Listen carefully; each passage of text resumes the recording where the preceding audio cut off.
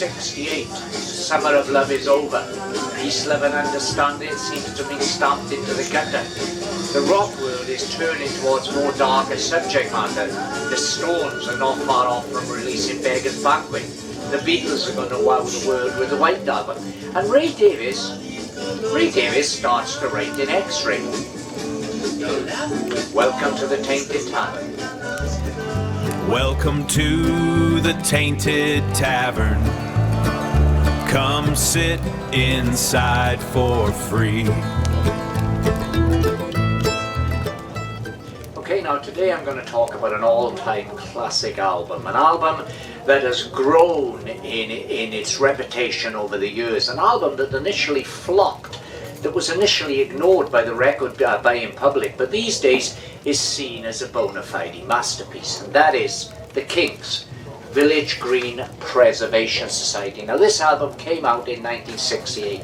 In fact, it came out on the same day as the Beatles' White Album was released, and it was completely ignored. But there's a fascinating story behind the release of this album. Prior to this review, I've made extensive notes so that I cover everything I want to cover. 4 pages of extensive notes, in fact. Now, Village Green, the Village Green Preservation Society stemmed from a song called Village Green, which had been originally recorded during the Kinks' Something Else sessions way back in 1966. But the song, which was a reflective, meditative paean to times gone by, times past, times that mixed with nostalgia for an England that didn't really exist outside of imagination. Nostalgia nation, if you like. But it was held back from the Something Else sessions, and eventually Ray Davies decided that he'd use it as the basis for a solo work. But it didn't work out like that, and he started putting an album together, and he worked out a 12-track album, which also featured Days, which became a massive hit for the Kinks, and its single, Thank You for the Days, those sacred days. And so he worked out a 12-track album he'd been writing, and he found that all of the songs he'd been writing were in that theme of nostalgia, looking back to an England, as I say, that didn't exist, an England, the ideal England of imagination and nostalgia. So he found he had a concept album. Now during this time, the Kinks, like a lot of other bands, they worked towards different track listings for the United States and the UK. And when he planned this, I've written it down here. So in the United Kingdom, what was planned was a 12-track album called the Kinks Village Green Preservation Society. And in the United States, it was going to be a 12-track album, very similar track listing to the UK version, but this was going to be called For More Respected Gentlemen. Now, the Kinks weren't exactly flavour of the month in America during this period, because back in 1965, on a disastrous American tour, they had caused so much trouble that the musician union, the American Musicians Union, effectively banned them from working in the United States, award them work permits. So when you think of rock bands misbehaving, you think of the Stones, Led Zeppelin, and even to some extent Oasis, but none of those bands have ever been banned from an entire continent, not like the Kinks. The album was put together, and it was going to be released, as I say, as a 12-track album. In the UK, it would become known as the Village Green Preservation Society. In the United States, it would be called For More Respected Gentlemen. The album was sent out for advance reviews to the music press, and Keith Altman of the New Musical Express absolutely raved about the album, and he called it a masterpiece. So suddenly, High Records, the Kinks record label, suddenly realised that they may have a massive hit on their hands. and the news filtered through to America, and America dropped their plans for Four More Respected Gentlemen, and they too would release the 12-track version of the Village Green Preservation Society. But Ray Davies, after listening to the acetate of the album over and over, the perfectionist in him came out and he decided to pull it at the 11th hour. This was September 1968, when the album was due to be released in 7 days. But Ray Davies created up a fuss and pulled the album. Early copies of the 12-track version of Village Green Preservation Society were sent out to some countries. I believe it was released in New Zealand. It was also released in some European countries. And I'll talk about the 12-track version of the Village Green Preservation Society later in this video. Now, so Ray Davies has pulled it. He's taken the song that was the only real hit single from these sessions, Days. He pulled that from there. There were also a number of other tracks he pulled, but he wrote a couple more then which stick to this unified theme of nostalgia, England past. He stuck with that theme and came up with the 15-track version of Village Green Preservation Society, which is the version that was released, the version that the public completely ignored, but as I say, since has become to be considered a masterpiece. And these days, this album, the Village Green Preservation Society, is the Kinks' best-selling catalogue title. Now, all of this messing around, if this album had come out in September as originally planned, it probably would have been a significant hit.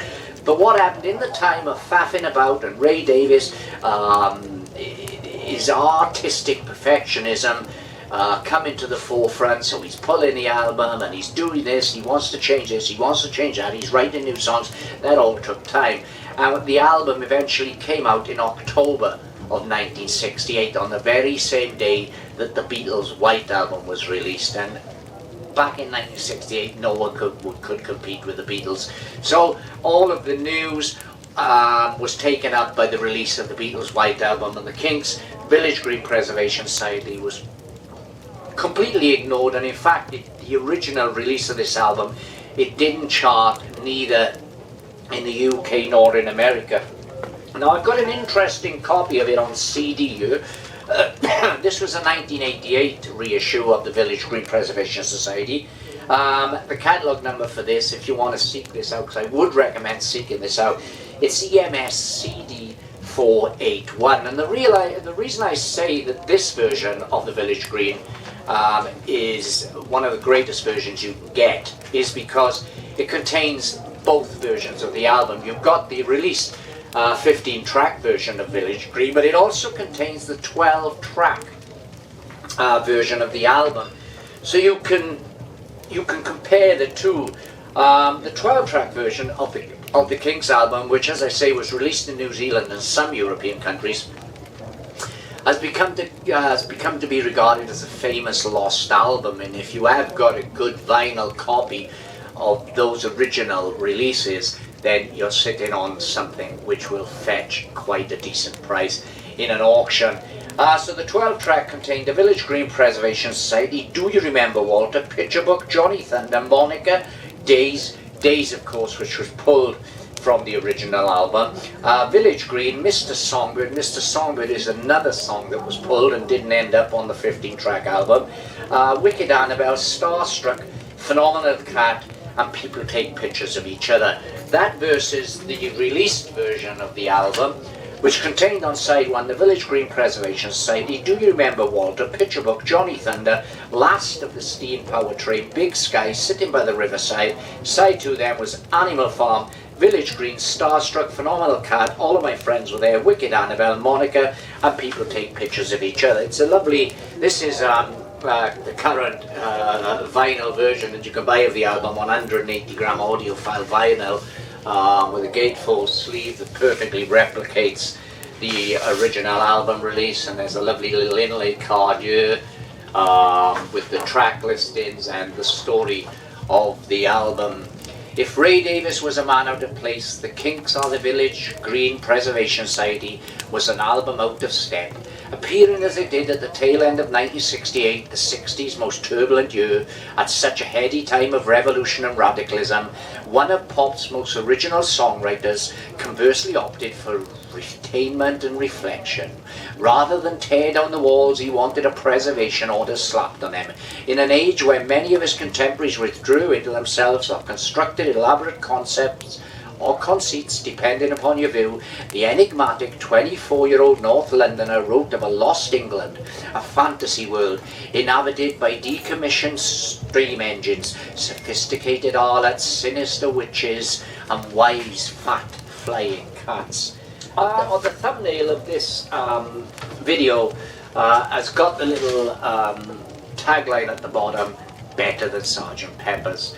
Now, is that just clickbait, or have I got a point for making that statement? Well, it's a bit of both, really. I mean, Sgt. Pepper's is a seminal album, a very important album, and so is the Kinks Preservation Society better than Sgt. Pepper's? I wouldn't say so. I wouldn't say Sgt. Pepper's is better either, because, as I say, better is purely a subjective term. But if you look at the albums from an intellectual standpoint, and class and compare them as concept albums, which of course Sgt. Pepper's was originally intended to be a concept album, and during the original sessions this was going to be very similar, in fact, to the Village Green Preservation Society, in that it was looking back, maybe not looking back as far as this album looked back, but looking back to the Beatles' childhood. And the first two songs recorded for Sgt. Pepper's sessions didn't end up on the album, was Strawberry Fields Forever and Penny Lane, which, but then once the Beatles were taking so long to put Sgt. Pepper's together, the record company were pushing them for a single release, so they decided to allow Strawberry Fields Forever and Penny Lane to be released as a double A-sided single, probably the best double A-sided single ever released, and so the tracks were kept off the album. And then the concept of Sgt. Pepper's Lonely Hearts Club Band seemed to fall apart. It's a fantastic album, don't get me wrong, but the concept, the original concept that it was born to be, failed. So if you want to compare Sgt. Pepper's and the Village Green Preservation Society as concept albums, then the Village Green Preservation Society is the far superior album, because every single track on the album retains that original concept of a fantasy England that never truly existed. But it's a fantastic album. It's got some great whimsical songwriting. I mean, looking at the tracks on here, Last of the Steam-Powered Trains. Ray Davies sings this in first person from the view of a steam train, and it's fantastic, absolutely fantastic. People Take Pictures of Each Other, which ends the album, is a wonderful, exceptionally clever song. The lyrics go, people take pictures of each other just to prove that they really existed. People take pictures of the summer just in case they had missed it. It's just a wonderful, wonderful album. Every track on this album flows wonderfully. It's a true concept album, and it sticks to the concept all the way through the entire running time of this album. It's an exceptionally good album. It's one of the most important albums of that turbulent decade, the 1960s, and it deserves its masterpiece status, which these days it has managed to maintain. I saw a video recently of Ray Davies performing the song, the title track from this, the Village Green Preservation Society, at Glastonbury with an entire choir behind him.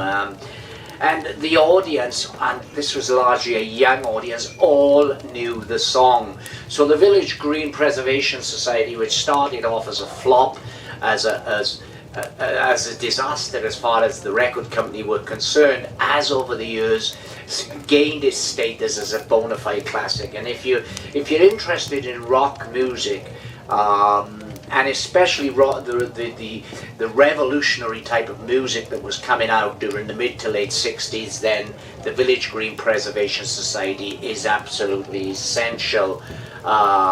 It's just a fantastic album. can't keep saying fantastic enough. I love this album.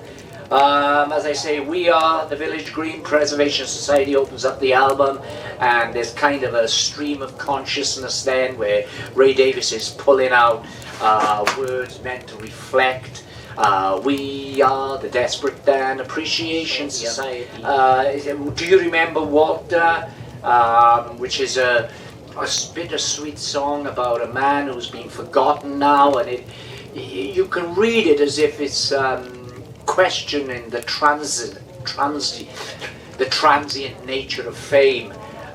Picture book, picture yourself when you're getting old, and it's not something that perhaps rock fans wanted to consider back in 1968.